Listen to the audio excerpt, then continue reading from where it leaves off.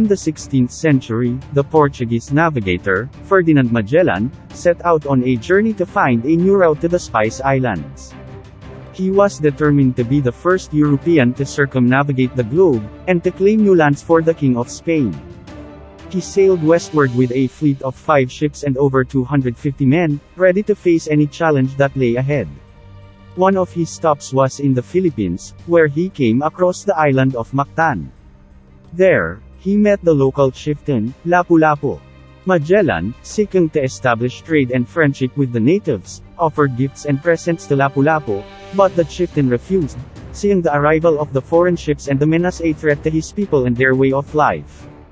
Magellan, not used to being refused, insisted on Lapu-Lapu's submission to the King of Spain and threatened to use force if necessary. Lapu-Lapu, seeing the aggressive stance of the foreign invader, rallied his warriors and prepared for battle. The battle began early in the morning, with Lapu-Lapu's warriors attacking the ships anchored near the shore. Magellan, seeing the danger, disembarked with a force of 40 men, determined to put down the native resistance. But Lapu-Lapu and his warriors, familiar with the terrain and armed with weapons made of local materials, proved to be a formidable force.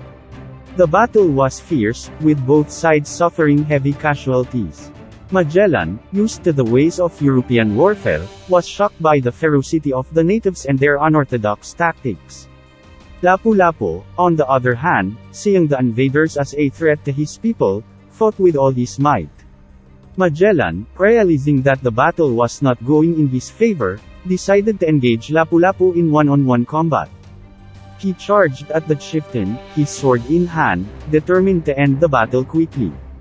But Lapu-Lapu, using his native weapons, was able to fend off the attack and strike Magellan with a fatal blow.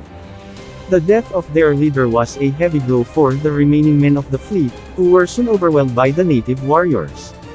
Only a handful of men managed to make it back to the ships and set sail back to Spain, with the news of Magellan's death and the failure of his expedition.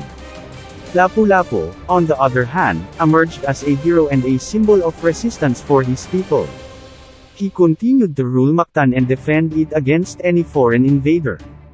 His victory against Magellan would go down in history as one of the first successful resistance of native people against colonial powers, and his name would be remembered for centuries to come.